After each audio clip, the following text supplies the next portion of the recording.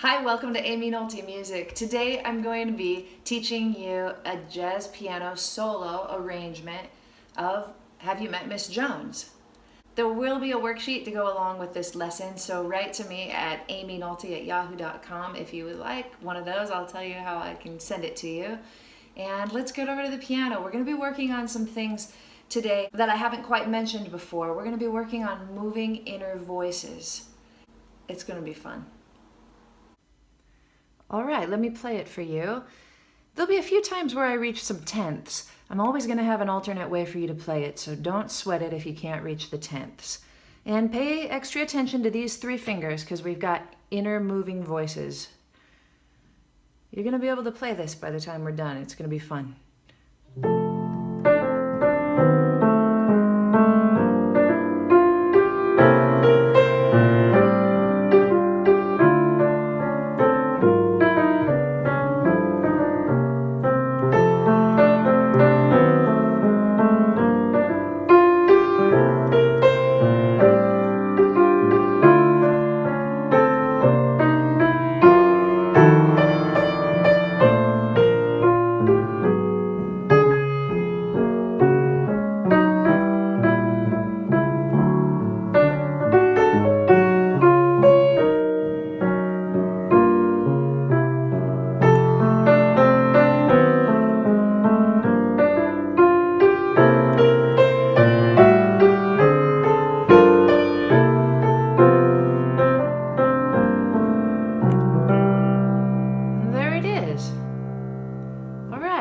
Let me show you how it looks.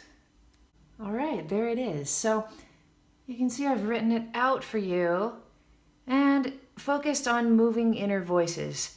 So this first tenth right here, it's cool because you can reach this with your right thumb if you can't reach it with your left. I think you even saw in the video, I think the first time I nailed it, this couple of times after that, I rolled it a little bit, or I hit it kind of like that, and that's okay too.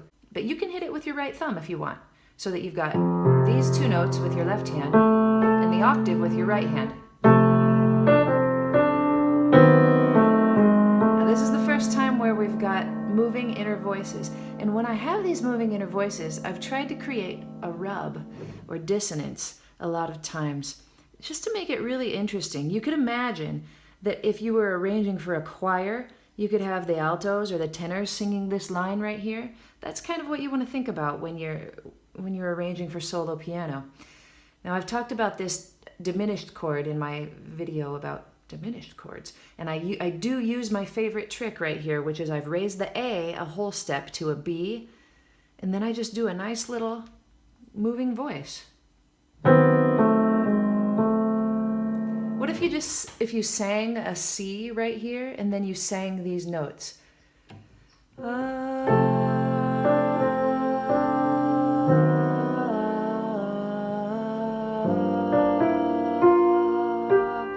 That's kind of what we're moving toward, so that all of these inner lines are singable and really only moving by half step or whole step, so that if you were an alto or tenor trying to sing this line, you could do it. It wouldn't be too complicated for you. So I'd recommend doing that the whole way through. All of these inner moving voices, sing them just on an ah, like you're an orchestra or something.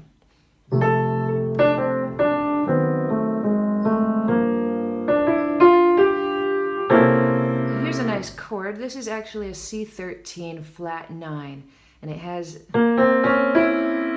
that cluster in the middle of it, which sounds really great, I think. We've got a moving bass note to take us to the A. Now here, I actually play this D and this C with my thumb, both, so that I can get this whole voicing, because I think it sounds beautiful. It's like an A minor 11 chord. And then you can play this G with your third finger. And here we go again with our inner voice. And then it's going to hop up to an F.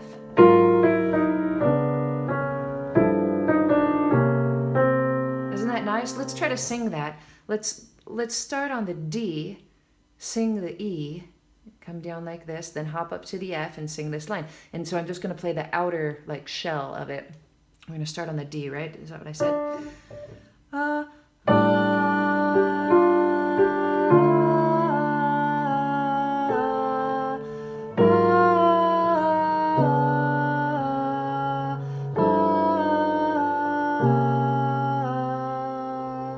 I love that.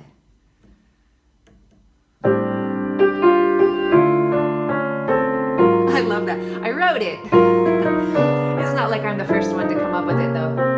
Now what have I done here? This is a little trick that you can use to make things more interesting. Now, most of the time we would just have G minor for a bar and then C7 for a bar. But since we're trying to make this interesting, and that's kind of our goal, to kind of perk people's ears up in this arrangement, I've raised the 2/5 from G, C to A flat, D flat. And you can do that. You just very quickly raise it. You play it in this key, which is the key of G flat, right? Like if this was a 2/5, A flat to D flat to G flat. But we're not really in the key of G flat, but just for a second we are.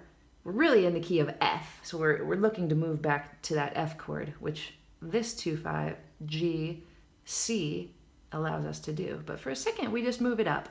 So all I do is just the exact same thing both times.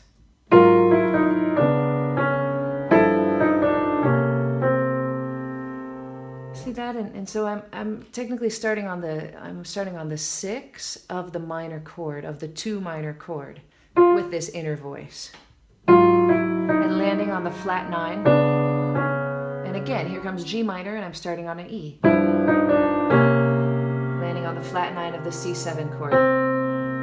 Now for time's sake, and I forgot to write my repeat right there, I didn't write it all out again. We just go back, we do the same thing. But this time we can change the rhythm a little bit if we want to. You can even add a B flat between those two notes. I like that.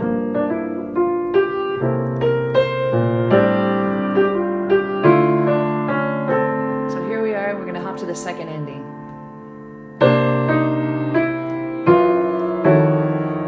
Now here we break a few rules. That doesn't break any rules. Playing this nice C minor 9 chord and going to the minor third, but here our moving voice is actually going to play the major third on a minor chord. I forgot to write that this is an F, we can call it an F13 altered, I guess. So major third on a minor chord, and here we're just going to play a quick tritone substitution, and that's that's breaking all kinds of rules. The tritone substitution that we play is this. So we're on our way to an F13 chord or an F7, F dominant chord. And really quickly to get there, we're just playing the tritone substitution of C, which is G flat. So I'm going to explain that better in a whole video about tritone substitutions soon. The coolest thing about this, I think, is that because I'm using this moving voice starting on a D, which is the 9 of a C minor chord, I actually play an F on this quick little, it's a quick little G flat 7 chord. All right, I'll put it in parentheses. But I'm actually playing a major 7 over the dominant 7 chord. And it's okay, because it leads us to our next note, this F sharp, or it probably should be a G flat.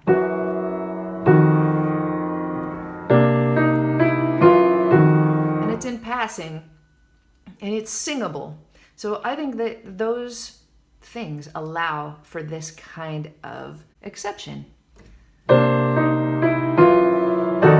Plus, it just stretches our ears to make us think of things that we might not normally think of. So I think that's really nice touch. Even if you're breaking a rule, as long as your moving inner voice is singable and it makes melodic sense, go ahead and break that rule.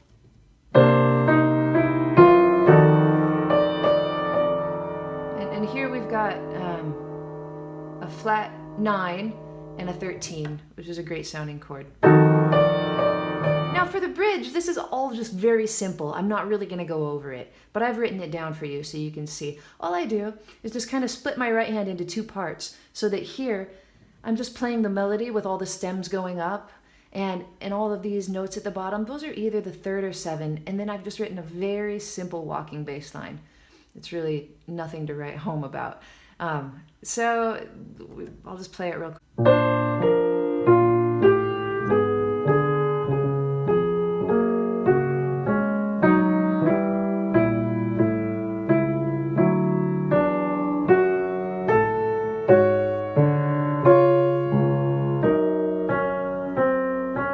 That's just kind of barely scribbled in here. It was like an afterthought I had just to bring back your moving voice on this very last 2 bars that leads us into our last A section. So in my way of thinking, we're doing the same kind of things up here in both A's, and then down here in the last A, we're gonna do the same thing again with these moving chromatic inner voices. So the bridge just kind of gives the listener a break. So here we are.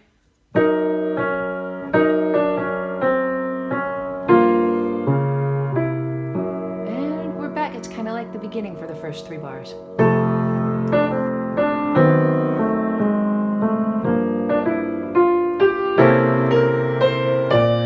This part changes because the melody here is different than the melody here, right? So you want to definitely have some upward kind of climactic motion coming with this line. Da da da da da. It's probably climax of the song right there. So we want to make sure this is building in intensity. Now here we go with another moving inner voice. And again, I'm starting on the 6 of the minor chord with an F sharp on this A minor. And we're moving to the sharp 11 of D7.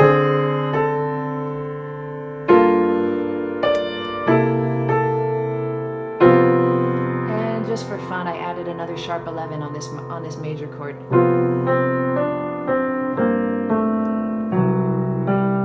I'd show you an alternate way to play these tenths. Let me close the camera up. Okay, so this is the last A section.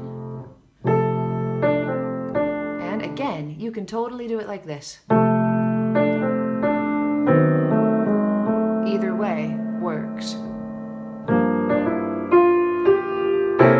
You know, this is a tricky fingering part on this 3rd bar of the A sections. Probably the best, I think I've probably done it a few different ways while I've been playing. That might be the best way.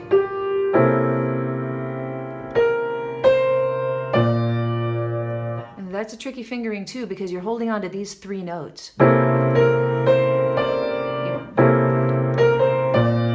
That maybe, then put your 3 up here. 3, 4, 5. Let's go 2, 1. Here's a 10th that I've written. But if you can't reach that 10th, and you can see that I just barely can, you can also do it with your thumb. So I've written in parentheses that you can play this. We call these shells sometimes, just the 1 and the 7.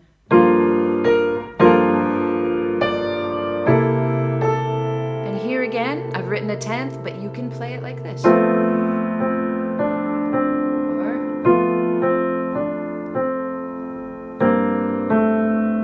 Again, I wrote a 10th, but if you can't reach the 10th, so you can actually play every single one of these 10ths. You don't have to fake it or only play a 7th. I've given you an alternate way just by using this thumb every single time to play those 10ths. So no arguments. Everybody plays 10ths in this video. All right, cool. Now the last thing I want to address is feel. I want it to be light. In some places, I want it to be heavy in some places, but you're going to have to kind of come up with that on your own. I tend, you know, let me just play the first 8 measures for you. I keep all that pretty light. It's the beginning of the tune, for Pete's sake. Here, I give a little more feeling, just because I think that chord has a lot of emotion in it, doesn't it?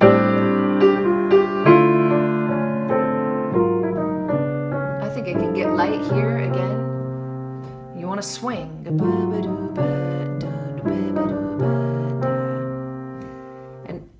would go through and sing it all. I think it's fun, but I think it's also good for your ears. So that's an extra challenge, is to go through and sing all of the moving inner voices while you play them. So let's start by singing, I don't really have a note written to sing. Let's just pick D, since it's coming right up anyway.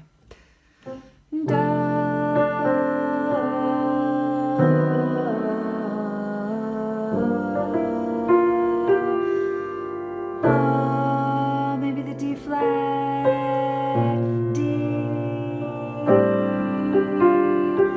E, D, C sharp, C, and then we're hopping up to an F. La, da, da. Play it to la, da, da, da, da, da, da, da. We do a C this time. Maybe a C sounds better.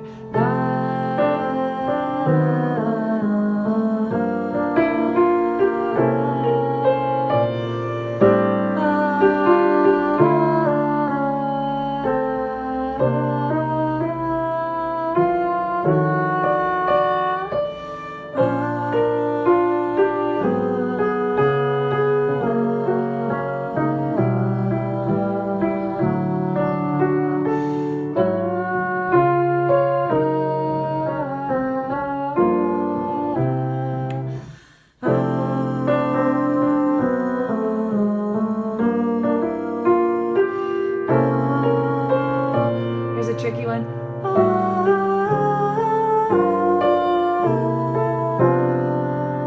I sang a D. You could drop down. Try to hit that sharp 11. It'd be a good challenge. Here.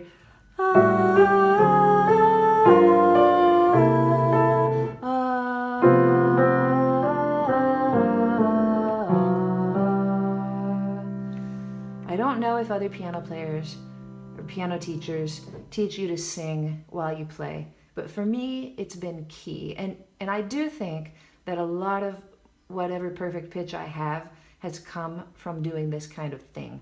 So I always encourage my students to sing along when they play. Plus, it just makes sure that all of this has sunk into your brain, and it makes you able to hear these notes when you approach them at a later date, or when you're just arranging something on the fly at your gig. You'll hear these things because you've sung them.